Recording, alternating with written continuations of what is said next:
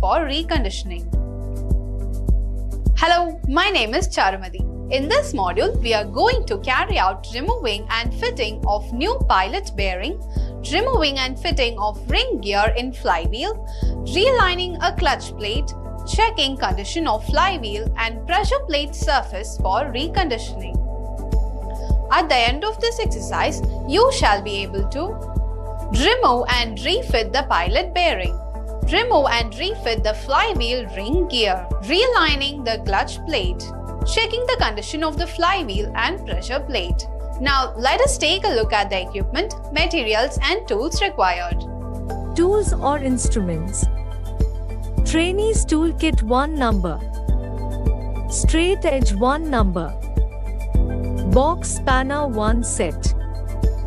Special tool, bearing puller 1 number. Torque wrench 1 number. Equipment or machineries. Heavy vehicle 1 number. Materials. Cotton waste. Cleaning tool. Soap oil. Pilot bearing. Before we learn to inspect the pilot bearing, let us see what is the role of a pilot bearing and how to identify when it is faulty. When the clutch is disengaged, the transmission's input shaft and the engine's crankshaft are rotating at different speeds. The pilot bearing allows for this difference. This is why a faulty pilot bearing makes its most noise when the clutch pedal is completely depressed and the clutch itself is completely disengaged. It's located in the center of the crankshaft flange or flywheel. Pilot bearings sit between the engine and the clutch and allow for the speed difference between transmission shaft and crankshaft. Early signs of the pilot failing may be noise whenever the clutch is disengaged. The driver may also notice that the transmission is difficult to shift between gears or hard to put into reverse or first gear when stopped. A worn or damaged pilot bearing will make a whining or grinding noise. It will be very loud if the bearing is completely damaged. It occurs whenever the crankshaft and input shaft are rotating at different speeds. Now let us move on to the procedure. Task 1. Removing, cleaning, inspecting and refitting pilot bearing. Start by removing the gearbox assembly, followed by the removal of the clutch assembly. Proceed to loosen the mountings of the flywheel. Next, remove the bolts securing the flywheel assembly and take out the flywheel assembly. Thoroughly clean the flywheel mounting flange and the pilot bearing located at the rear end of the crankshaft. Attach a special tool designed for pilot bearing removal and gradually pull out the pilot bearing using a bearing pulley, placing it onto a tray. Subsequently, clean the bearing using kerosene and then using air pressure to eliminate any microscopic particles. Conduct a thorough inspection of the bearing for any signs of damage. Check the bearing noise. If damage is detected, replace the pilot bearing with a new component. Apply grease to the bearing fixing spot and position the bearing onto the rear end of the crankshaft. Using a brass drift and hammer to securely fix the bearing, ensuring it is properly fitted. Verify the bearing play with the help of clutch shaft. Ensure there is no excessive play or noise in the bearing. Following the bearing inspection, mount the flywheel and clutch assembly, and use the clutch shaft for aligning the clutch plate. Fix the thrust bearing and reattach the gearbox assembly. Finally, connect the clutch pedal linkages and transmission linkages to complete the process. Task 2. Removing the flywheel ring gear. Begin by loosening the mountings of the flywheel. Then, remove the flywheel mounting bolts. Following the necessary safety precautions, carefully take out the flywheel and place it on a workbench for further examination. Clean the entire flywheel assembly and inspect the fitting of the flywheel ring. Remove the flywheel ring using a brass drift and hammer. In cases where the ring is stubborn and unable to be removed, heat the ring and remove it. Thoroughly clean any dust and rust accumulated on the flywheel. For refitting the flywheel ring gear, select a new flywheel ring and before placing it, use a propane torch to heat the flywheel ring evenly around 300 degrees.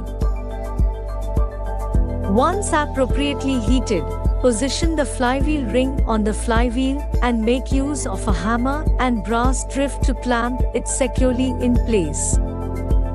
Task 3. Relining clutch plate. Begin by carefully examining both the clutch plate and lining. To remove the old rivets, use either drilling or a center punch with a hammer. After successfully removing the old linings, cleanse the clutch hub and cushion springs. Conduct a thorough inspection of the clutch hub flange, torsion spring, and cushion spring for any signs of damage, cracks, or noise. If any such issues are identified, repair or replace the damaged components. Select the appropriate size of clutch lining and rivets for the replacement. Before relining, ensure the clutch linings and hub unit are thoroughly cleaned. Align the rivet holes on the clutch spring with the clutch lining and secure the linings to the clutch plate using hand-wise or C-clamps. Adjust the clamps as close as possible to the rivet holes. Under the guidance of an instructor, use a foot-operated riveting machine to rivet the linings to the clutch plate in sequence. After riveting, check the tightness of the lining rivets to ensure a secure attachment. Confirm that the clutch linings are properly riveted before putting the assembly back into use. Task 4. Inspecting pressure plate. Commence the pressure plate inspection by cleaning its surface thoroughly. Further, visually examine the friction face of the pressure plate to identify any signs of wear or damage. Using a straight edge and feeler gauge, assess the flatness of the friction face. If the flatness is not within the specified limit, it is recommended to resurface the pressure plate. However, exercise caution not to grind it below the minimum specified thickness during the resurfacing process. Task 5. Inspecting flywheel. Start by visually examining the flywheel surface for any cracks, signs of burning, or scoring. Evaluate the warpage of the flywheel friction surface using a straightedge and feeler gauge. If the warpage exceeds the minimum limit specified by the manufacturer, it is advisable to have the flywheel reground. Additionally, assess the ring gear for any wear or damage, and confirm the serviceability of the pilot bearing. Mount the flywheel onto the crankshaft and keep it on the inspection table. Record the phase runout of the flywheel using a dial indicator. If the phase runout of the flywheel surpasses the minimum limit specified by the manufacturer, consider having the flywheel reground. During the grinding process, ensure that the thickness of the flywheel remains within the limit specified by the manufacturer to maintain its structural integrity. We have come to the end of the exercise. Let us have a recap on what we have learned in this module. Remove and refit the pilot bearing. Remove and refit the flywheel ring gear. Relining the clutch plate. Checking the condition of the flywheel and pressure plate. Thus, we have learned to carry out removing and fitting of new pilot bearing, removing and fitting a ring gear in flywheel, relining a clutch plate, checking condition of flywheel and pressure plate surface for reconditioning. Do this exercise with the help of your instructor. Thank you. Perform assembling of pressure plate, adjusting the fingers, checking run out of flywheel and aligning clutch assembly with flywheel. Hello, my name is Charumati. In this module, we are going to assemble the pressure plate, adjusting the fingers, would be checking the run out of the flywheel and align the clutch assembly with the flywheel. At the end of this exercise, you shall be able to assemble the pressure plate assembly, adjust the pressure plate fingers height, check the run out of the flywheel, aligning the clutch assembly with flywheel, assemble the pressure plate. First, let us see the equipment, materials and tools required for this task. Tools or instruments required. Trainees toolkit 1 number. Torque wrench 1 number. Depth gauge 1 number. Box spanner 1 number. Clutch aligner 1 number. Dial indicator 1 number. Surface plate 1 number. Equipment or machineries required. Heavy vehicle 1 number. Materials needed. Cotton waste. Soap oil. Clutch finger. Roller and strut. Release lever spring. Bolt and pin. Pressure spring. Let's first learn what is pressure plate. The pressure plate is the most critical part to the whole clutch assembly. The pressure plate applies a clamping force, pressure, which holds the driven friction disc between it and the flywheel. The pressure plate is fixed to the flywheel with bolts and they rotate together. The pressure plate contains a diaphragm or springs that apply the pressure on the main casting or driving surface. In order to release or disengage drive, the diaphragm or clutch levers are actuated, which allows the main casting to lift off the driven disc. Now, let us see how to assemble the pressure plate. To start, first place the pressure plate on a surface.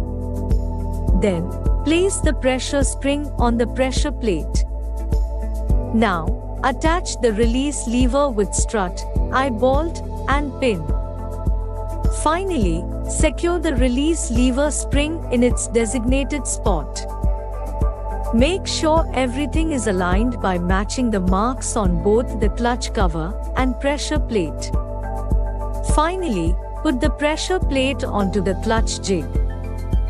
Compress the pressure spring with the clutch jig. Mount the eye bolt nuts and tighten them evenly. After that, release the load from the springs and gently take off the pressure plate assembly from the clutch jig. Visually check the height of the finger.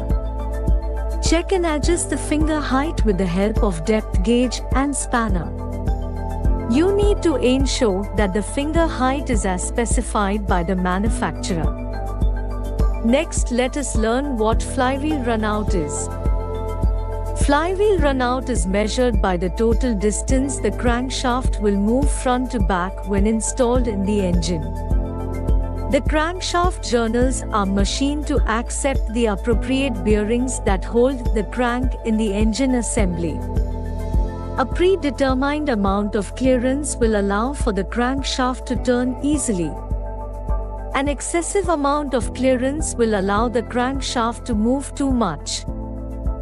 Task 2. Checking run out of flywheel. Start checking the flywheel by putting it onto the crankshaft flange. Make sure it's held in place by tightening the mounting bolts to the limit recommended by the manufacturer. This ensures the flywheel is securely attached to the crankshaft, providing a stable base for the next steps. After securing the flywheel, clean the frictional surface of the flywheel. Set up the dial indicator on the flywheel as shown. Place the dial indicator to match the mark, making sure it works accurately. While doing this, rotate the flywheel to thoroughly check it. At the same time, carefully look at the friction surface and see if there is any movement in the flywheel. It's important to make sure that the observed movement is within the allowed limit, showing that the flywheel is in good condition. Following these steps helps thoroughly check the flywheel's condition and decide if any maintenance or adjustments are needed to make it work better.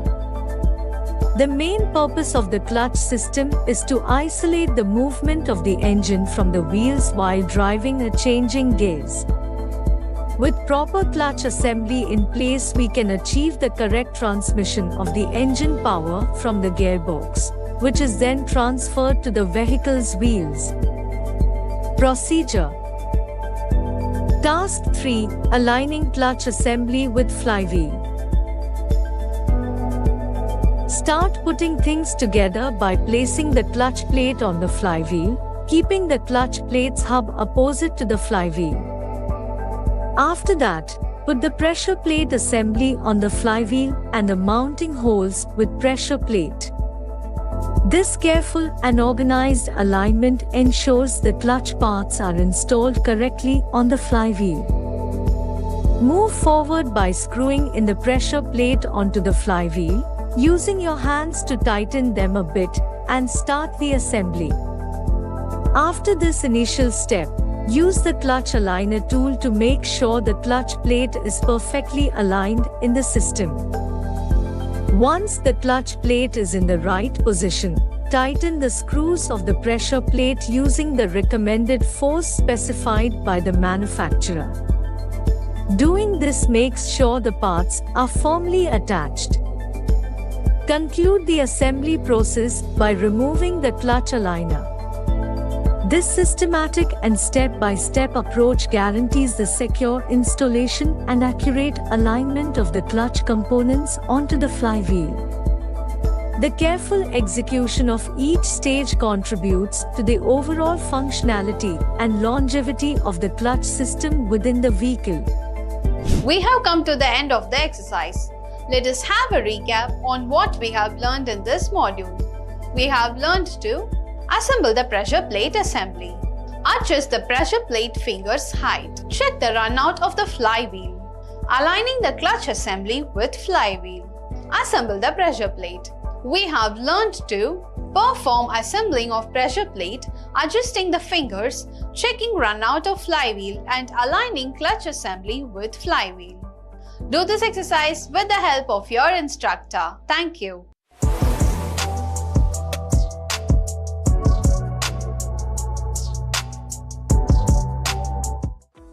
Hello and welcome to the session on performing brake service procedure. By the end of this exercise, you will be able to inspect the brake shoe and lining for signs of wear and drill out the old rivets for removal. To replace the old lining with a new one and secure it in place. Identify the parking brake lever, ratchet and cable components. Evaluate the importance of proper garment installation and application of specified grease. Tools and equipments required: trainee's toolkit, feeler gauge, C-clamp, flat reed drift, oil can, disc puller, one vehicle, one set jack and horse stand, and one bench vise. Materials required: cleaning solvent, brake liner, cotton waste, grease, oil seal, cotter pin, kerosene, sandpaper, wheel chalk, brake fluid, brake pad, rivets and brake shoe retainer. Let's initiate the session by taking steps to remove the existing lining and install a new one. First, we begin by thoroughly checking both the brake shoe and lining for any signs of wear. This helps us catch and address any potential issues before moving forward. The next step is to get rid of old rivets and It's crucial to file away any burrs or high spot to make sure we have a clean surface to work with. After that, we remove the old lining, and to replace it, choose a new brake lining that matches the size of the drum, making sure it fits perfectly. Now, selecting the right rivets is important. So, for a secure attachment, we should use a rivet which is matching to the hole size. Clean the contact surface of both the shoe and lining to promote effective bonding. Align the rivet holes on the brake lining with precision and secure the linings to the brake shoe using C-clamp in a vise. Adjust the clamps close to the rivet holes for stability during the riveting process. Now start riveting from the center towards the ends, adhering to manufacturer's specifications. Driving the rivets squarely into the holes with a flat head drift ensures a secure and robust connection, minimizing the risk of misalignment or instability in the brake lining assembly. After riveting, carefully check the gap between the brake lining and shoe using a feeler gauge. This step is crucial for ensuring the right spacing between the rivets, which is essential for the brake system to work correctly and safely. Finish the procedure by carefully filling both ends of the brake lining. This ensures smooth, curved surfaces, contributing to the braking system's overall functionality and durability. This meticulous procedure guarantees a reliable and efficient brake lining replacement. Next, let us look at the comprehensive guide to parking brake maintenance and adjustment. The parking brake, also known as the emergency brake, plays a pivotal role in keeping the vehicle stationary, reducing stress on the transmission system and contributing to overall longevity. For adjusting the parking brake cable, first we must dismantle the braking box. Start by removing the console box. This step is essential as it allows for further disassembly and adjustment of the parking brake system. Next, we proceed to loosen the adjusting nut and detach the parking brake cable, a vital link in the braking mechanism. Proceed by detaching the parking brake switch assembly and removing the parking brake lever assembly. These components play a vital role in the functionality of the parking brake system. As you remove each part, ensure you keep track of the hardware to facilitate smooth reassembly later. The next step is to remove the wheel and brake drum to access the brake shoes. Carefully follow the outlined procedure for removing the brake shoes, paying attention to details to avoid damage.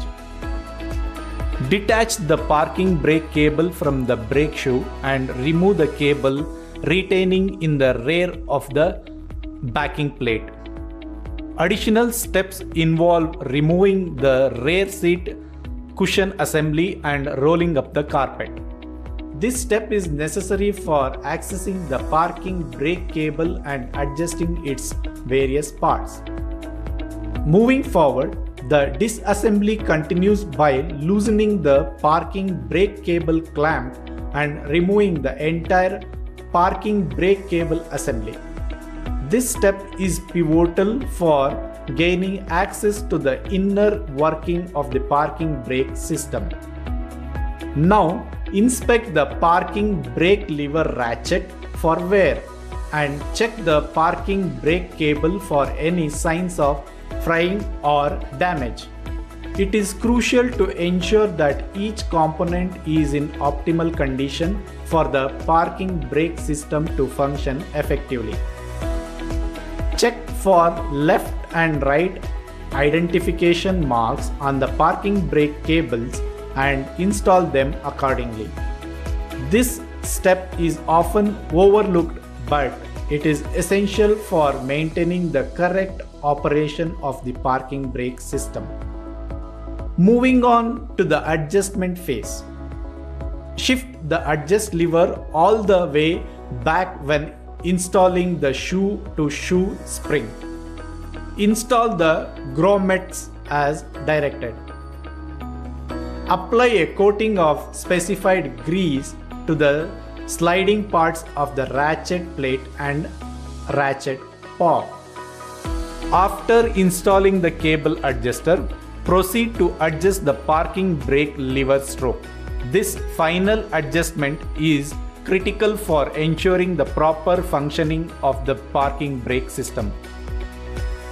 Let us recap this topic.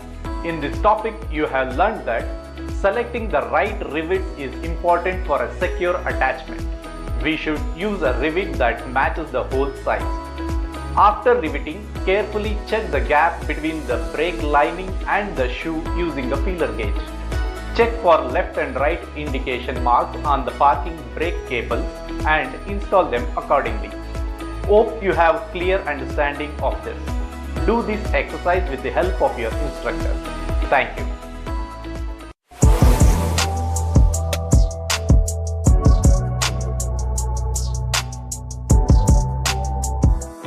Hello and welcome to this session on performing brake service procedure. By the end of this exercise, you will be able to understand the importance of wheel rotation and securing the eccentric position for effective brake adjustment. Identify essential precautions for brake testing, including checking engine serviceability, tire conditions, and wheel components. Conduct a thorough examination of the vehicle, including tire wear, pressure, wheel nuts tightness, and lights and switches functionality. Use a panel board to simulate engine conditions. Tools and equipments required. Trainee's toolkit, jack, wooden block, vehicle. Materials required: cotton waste, soap oil, bleeding nipple, slack adjuster, grease. Let's start the session by tracking trouble in a brake system involves a systematic approach to ensure optimal performance. Begin by jacking up the wheels to clear the floor, allowing easy access to the brake components. Once elevated, loosen the eccentric cam of the leading brake shoe and, with the help of a wrench, turn it towards the front until the brake shoe contacts the drum. After the brake shoe and drum contact, rotate the wheel to ensure free movement. Then hold the eccentric in position and tighten the lock nut. Repeat this process for the reverse shoe, turning the eccentric towards the back of the vehicle. This adjustment must be performed on all four wheels for comprehensive brake turning. After adjustment, carefully remove the jack from each wheel. Once adjustments are complete, remove the jack and check brake pedal play to guarantee a proper response. Now, as a next step, start the vehicle and inspect the brake boot for balancing across all four wheels. Ensure equal brake effectiveness in each wheel to guarantee a balanced braking system. If the vehicle is equipped with hydraulic brakes, it is essential to bleed the brake system before adjusting. Additionally, ensure that the fluid level in the master cylinder is adequately maintained. Our next topic is to ensure the optimal performance and safety of a vehicle's brake system. Begin by examining the engine's serviceability and assessing its overall functionality and condition. Moving on, Scrutinize the condition of all tires, emphasize equal wear across them, verify that the tire pressure adheres to specific limits, promoting proper traction and longevity. Now, shift your focus to the wheel assembly and examine wheel nuts for tightness. Assessing the integrity of these crucial components. Moving on, inspect wheel bearings to guarantee their smooth operation. Assess steering linkages for play within acceptable limits, ensuring responsive and control handling. Evaluate the suspension system serviceability to maintain stability and comfort during operation. Thoroughly check the vehicle's body fitting for security and integrity. Direct attention to the brake system by examining the brake pedal for free play and making necessary adjustments. Check the master cylinder for fluid level and potential leakages from the fluid line, addressing any issues promptly. Ensure a clean interface between the brake shoe and drum by verifying the absence of oil or grease. Next is for air brake systems. Systematically examine for any air leaks and confirm proper lubrication of brake linkages. Conduct a meticulous review of lights and switches within the vehicle, addressing any malfunctions. Access the functionality of the vacuum booster in vacuum assisted brakes, a critical component for enhanced braking power. It is important to use an engine panel board for simulation purpose. And the next step is to release the handbrake and check the vehicle's performance in motion. Further, assess the vehicle's braking effectiveness by applying the foot brake at 10 km/h, ensuring a prompt response. Continue the same procedure to examine for high-speed scenarios, ensuring uniform braking effects across all wheels. Certify that the vehicle's brakes are roadworthy before issuing a brake fitness certificate for the vehicle. Let's recap this topic. In this topic, you have learned that after the brake shoe and drum contact, rotate the wheel to ensure free movement that holds the eccentric in position and tighten the lock nut. Shift your focus on the wheel assembly, examine wheel nuts for tightness, assessing the integrity of these crucial components. Check the master cylinder for fluid level and potential leakages from the fluid line, addressing any issues promptly. Hope you have clear understanding of this. Do this exercise with help of your instructor. Thank you.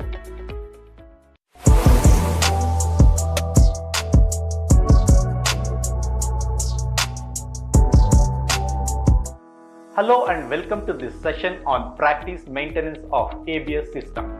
By the end of this exercise, you will be able to explain how to handle the regular brake maintenance, describe how to manage ABS maintenance. Tools and equipments required. Trainee's toolkit, steel rule, vehicle, materials required, brake fluid, flexible tube, bunion waste. Let's begin this session by explaining how to handle regular brake maintenance. Begin by inspecting the brake fluid level in both sections of the master cylinder. Adequate brake fluid is crucial for proper brake system function. If the level is low, top it up to the manufacturer specified level. The next step is to examine the brake pedal for proper free play, ensuring it moves smoothly without excessive play. Adjust the brake pedal free play to meet the manufacturer's specified level, optimizing pedal responsiveness. Then thoroughly check all the brake lines and fittings for any signs of leaks. Any leakage could compromise the braking system's efficiency and must be promptly addressed. Now, inspect all the brake tubing for rust, corrosion, leaks and damage.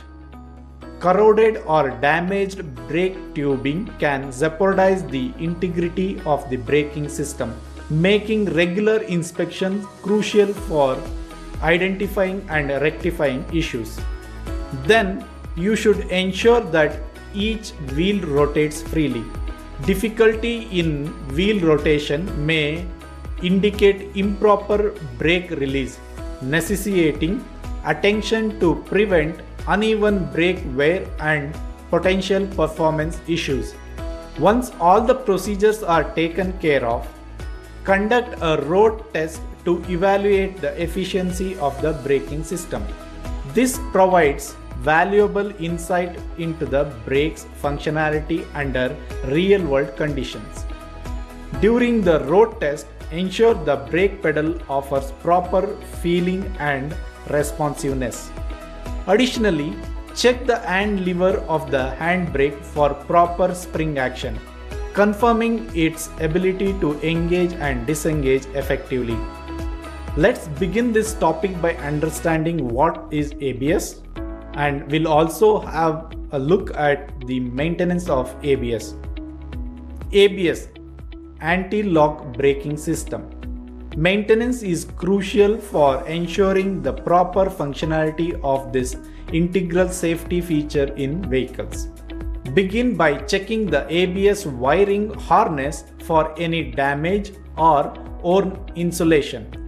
Damaged wiring can compromise the system's electrical connections and communication, potentially affecting the ABS responsiveness during braking.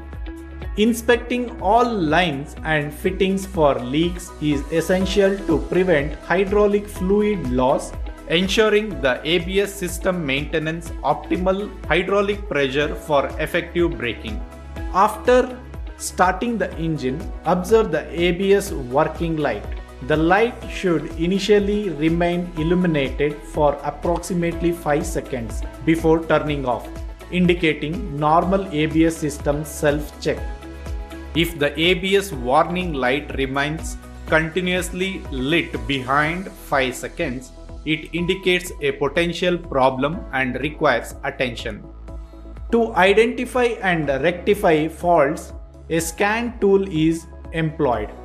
This diagnostic tool can pinpoint specific ABS problems, allowing technicians to follow instructions provided in the service manual for effective troubleshooting and resolution. The next step in this topic is to check the tooth rings. Tooth rings are integral components in systems like ABS. Inspect the tooth rings on the wheel for any damage. If damage is identified, promptly replace the affected tooth ring. This proactive approach ensures the proper functioning of critical systems like ABS, preventing potential issues and maintaining the vehicle's safety and performance standards.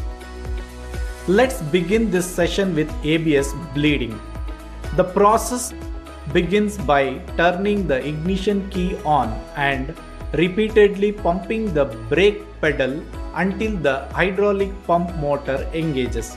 This step pressurizes the hydraulic system, preparing it for bleeding. Subsequently, one waits for the hydraulic pump motor to shut off, indicating that the system is pressurized and ready for bleeding. With the ignition switched on, an assistant is then instructed to apply the brake pedal. The purpose is to create pressure within the hydraulic system, facilitating the removal of any trapped air. To bleed air from the system, a hose and glass container are used, with the bleeder screw being loosened and tightened as needed. This step expels air from the hydraulic system, ensuring optimal brake performance. Finally, brake fluid is added to the master cylinder reservoir as required. completing the ABS bleeding process. Adequate brake fluid levels are vital for the proper functioning of ABS, maintaining hydraulic pressure within the system. Let's recap this topic. In this topic, you have learned that after starting the engine, observe the ABS working light. The light should initially remain illuminated for approximately 5 seconds before turning off. Ensure that each wheel rotates freely. Difficulty in wheel rotation may indicate improper brake release. Hope you have clear understanding of this. Do this exercise with the help of your instructor. Thank you.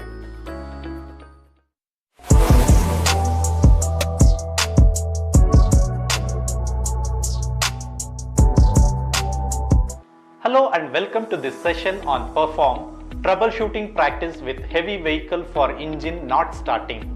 Let's start with this topic. On completion of this session, you will be able to identify the significance of battery terminals, starter switch and battery in the starting process. Understand the importance of checking fuel leakage, air cleaner, tappet clearance and cylinder head tightness. Tools and materials required: trainee's toolkit, multimeter, a car in running condition, gloves, bunion cloth as required, emery sheet as required, cleaning solvent as required. Let us get familiar with the electrical and mechanical issues of the vehicle's engine. Let's get started then. Firstly, examine the battery terminals for looseness or corrosion. Loose terminals can potentially cause engine startup problems. If battery dies, you can charge it or replace it with a new battery. If the terminals are loose or unclean, clean them and tighten them. Examine the starting switch. If the switch is faulty, the starter motor will not receive electricity and will not start the engine when the ignition switch is turned on. The next step is to examine the battery. A faulty or dead battery could be the source of the problem. If the battery is dead, charge it up or replace it. Once the battery is changed or replaced, check the starter motor. If there are any issues with the starter motor, replace it. These are the electrical causes. Now let's have a look at the mechanical causes. Begin by inspecting the fuel tank to ensure an adequate fuel level. If the tank is found to be lacking fuel, proceed to fill it before attempting to start the vehicle. Examine the fuel lines for blockages. If the fuel pipes are clogged, remove the block and replace it. Examine the petrol tank's vent hole. Remove any clogs from the vent hole. Now check the fuel filter. Check for clogs and clean the filter. If it must be replaced, do so. Examine the silencer and exhaust manifold. If the exhaust manifold and silencer are clogged, clean them. Getting the ignition timing just right is important for a good engine burn. This timing depends on when the valves and ignition works. If things are not timed correctly, you may need to adjust the injection timing. If injector is not working properly, perform an overhaul on the injector. Examine the fuel injection pump. If you discover that the injection pump is faulty, replace it, adjust it and reinstall it. Now all you must do is check the engine compression and replace the faulty compressor. Let's get familiar with how to check high fuel consumption. Let's get started then. To start, it is crucial to inspect for fuel leakage and promptly address any issues found. Checking the air cleaner and cleaning the air filter if clogged helps maintaining proper air intake. Similarly, monitoring the fuel filter for clogs and replacing or cleaning it as necessary ensures a consistent fuel supply. The next step is to check the tappet clearance. Tappet clearance should be checked and adjusted to specification to guarantee proper engine functioning. The cylinder head's tightness is vital due to thermal expansion and contraction. Any flaws can lead to cracks, emphasizing the need to tighten it according to specifications. Next, check the silencer and the exhaust manifold. Loose components like the silencer and exhaust manifold should be tightened to prevent issues. Injection timing plays a critical role, and if incorrect, it should be reset for optimal performance. Defective injectors should be overhauled or replaced, while the fuel injection pump requires regular checks for defects with the subsequent overhaul and recalibration if needed. It is essential to keep track of the engine's compression pressure to ensure it aligns with the recommended levels. If the fuel pressure falls below the specified range, it becomes imperative to undertake a compression overhaul. The next troubleshooting we are going to perform is engine overheating. Always remember that proper maintenance of a vehicle's cooling system is essential for preventing overheating and ensuring efficient engine operation. Start by checking the water level in the radiator and fill it to the recommended level to prevent overflow. Examine external leakages and inspect radiator hose for cracks, replacing any damaged hose to maintain the integrity of the system. Ensure the fan belt tension is optimal, avoiding it being too loose, and adjust as needed to prevent slippage. Now, you have to verify the functionality of the thermostat valve, which regulates coolant flow to the radiator once the temperature reaches 90 degrees Celsius. Tighten any loose cylinder head components and check tappet clearance to maintain proper engine function. The injection timing plays a crucial role, and if found incorrect, it should be reset for optimal performance. Inspect the radiator pressure cap for defects. Replace it if necessary. Now, check for internal and external clogs in the radiator cores, cleaning or repairing them as needed. A malfunctioning water pump can lead to coolant system issues. Replace or repair it through an overhaul to ensure proper functionality. Additionally, clean clogs in the exhaust manifold and silencer, as well as in the injectors. If the fuel injector pump is defective, undertake an overhaul and recalibration. Finally, inspect the cylinder block for scale formation or blockage in water passages and clean them to maintain efficient heat transfer. Let's recap this session. The injection timing plays a crucial role, and if found incorrect, it should be reset for optimal performance. Clean clogs in the exhaust manifold and silencer as well as in the injectors. If the fuel injection pump is defective, undertake an overhaul and recalibration. Hope you have a clear understanding of this. Do this exercise with the help of your instructor. Thank you.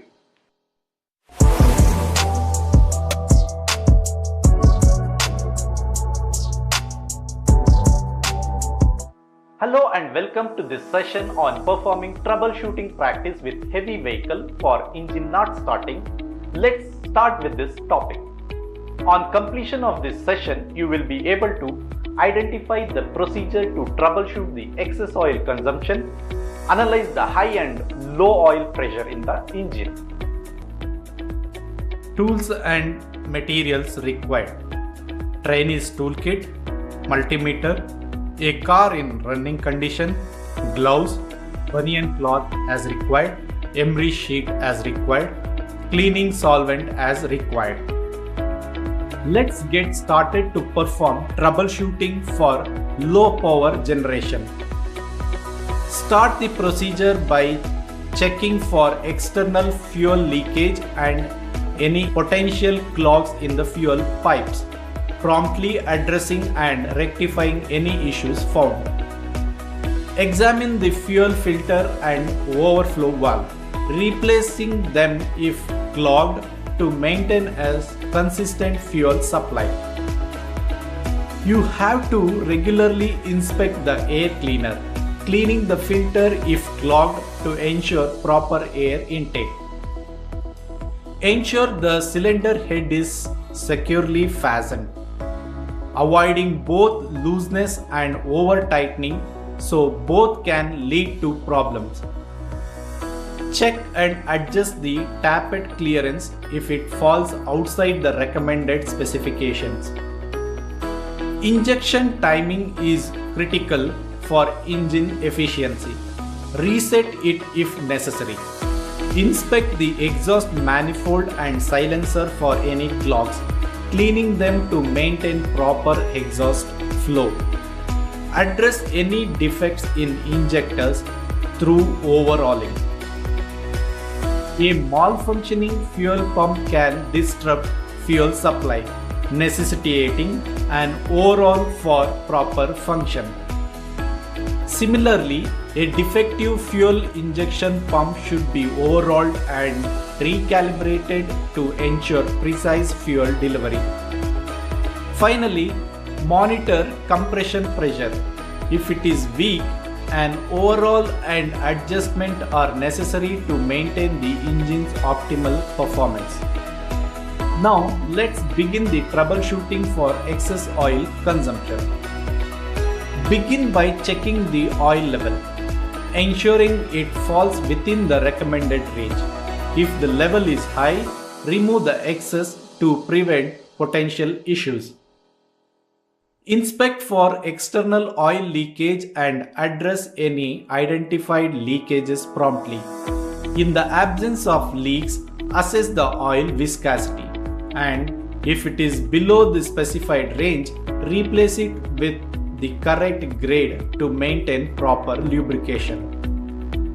Now, evaluate valve guide and ring clearances. If the valve guide clearance is high, replace the valve guides. If the ring clearances are excessive, replace the ring. Additionally, a thorough inspection of the piston, cylinder bore, or liner for wear is crucial. If wear is detected, an overhaul is necessary to restore these components to optimal condition, ensuring the engine's longevity and sustained efficiency. Let's now start addressing issues of low oil level, and quality is vital for the health of an engine. Start by checking the oil level and topping it up to the recommended mark. Next, assess the oil viscosity, and if it is below the specified range, replace it with the appropriate grade to ensure optimal lubrication. Examine the oil pressure gauge. If it is defective, replace it to obtain accurate readings. Inspect the oil strainer in the sump for clogs and clean it if it is necessary. Evaluate the oil pipes for cracks, blockages, or looseness. Replace cracked pipes, clean blocked ones, and tighten loose connections. Verify the functionality of the pressure relief valve assembly. If defective, undertake repairs to restore proper operation. Assess the oil pump. If found defective, an overhaul is necessary to maintain consistent oil circulation. Finally, check the crankshaft and camshaft bearings for wear, opting for an overhaul if needed to sustain the engine's efficiency and longevity. Let's delve into the procedure to troubleshoot high engine oil pressure. To ensure the health of the engine, start by examining the oil grade. If the oil is dirty, replace it with the recommended grade for optimal performance. Next, inspect the relief valve. If it is defective, clean and reuse it if possible. Otherwise, replace the valve to maintain proper oil flow. Additionally, assess the functionality of the oil pressure gauge. If it is found to be defective, replace the gauge to ensure accurate monitoring of oil pressure. Let us focus on troubleshooting on engine noise. First, check the quality of the fuel. If the fuel quality is poor, switch to a higher quality fuel. Examine the piston for excessive carbon deposits. If found, perform a carbon cleaning process to enhance efficiency. Assess engine bearings for wear. If owned, initiate a comprehensive overhaul of both the bearings and the entire engine. Inspect the fuel injection system for defects. If identified, overhaul the injector for continued use. Evaluate the crankshaft for excessive play. If present, consider an engine overhaul to address potential issue.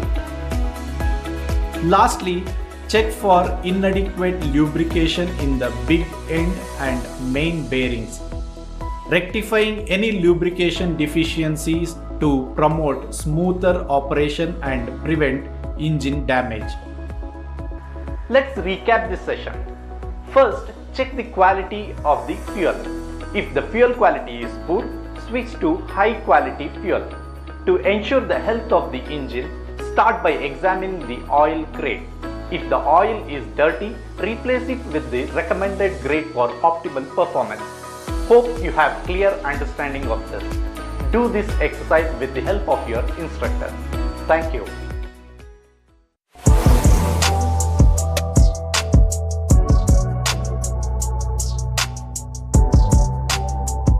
Hello and welcome to this session on perform identification of various sensors installed in the engine and its mounting. Let's start with this topic. On completion of the exercise, the trainees shall be able to, learners will be able to identify the location of ECU. You will be able to describe the functions of ECU. Tools and materials required. Trainees toolkit, task lamp, latest vehicle, cotton waste, soap oil. Let us get familiar by understanding how to carry out identification of the electronic control unit. Let's get this started. The ECM is attached to the bottom of the control panel on the side of the passenger's seat. The ECM is a precise unit made up of a microcomputer, an analog or digital converter, input or output unit, and other parts. Because it controls the fuel injector, IAC valve, fuel pump relay, and other important parts of the electronic control system, it is an important part of the system. It also has a fail-safe feature and a self-diagnosis system. There are many sensors in the electronic control system that pick up on the engine's start and the driver's conditions. The ECM then controls different devices based on the data from the sensors, and there are also controlled devices. Here are the systems: fuel injection control system, idle speed control system, fuel pump control system, ignition control system, radiator fan control system. Choose the latest car to perform this operation. Put the car in parking mode and use a wooden choke on both the front and back wheel. Once after making sure that the car is idle, then we will start the procedure. Every car company sells a different ECU for each specified car model. Let us look at the well-known BMW X3 as an example. This vehicle has 28 iSports type in it. Different part numbers exist inside the same ECU, such as the make, model, year, and inside a specified mode. There may also be many alternatives available for each model. Let us look at an example to understand the ECU stickers. The ECU sticker shows the particular position of the ECU number. The arrow indicates the part number on sticker, such as 3780-POA-A51, 351-197338, 3782-POA-0A51 is an ECM for a hard accord. 1576-8288 is a term for a car loaded truck. F7UF-12A650-AFB- is an ECM for a four-don. Identify the connection for diagnostics. This connector will be placed in the interior dashboard near the steering wheel of the car. Connect the OBD scan tool to the port. And now switch on the ignition key. The ECU will be indicated on the re-display of the scan tool diagnostic code for model, serial number, make, and defect diagnostic codes. If the ECU number is unknown, turn off the ignition with the key and remove the battery terminals. Unplug the ECU wire connection and remove the ECU mounting screws, and then remove and clean the ECU. Check the ECU sticker on the ECU and make a note of the identification number. If you are unable to identify the ECU, contact the manufacturer and give the vehicle's name, mode, and year of manufacture, facts about the production, and VIN to the manufacturers. Based on these details, they will help you in identifying the ECU number. Let's recap this session on perform identification of various sensors installed in engine and its mounting. We learned that identify the connection for diagnostics. This connector will be placed in the interior dashboard near the steering wheel of the car. If the ECU number is unknown, turn off the engine and remove the battery terminals. Unplug the ECU wire connection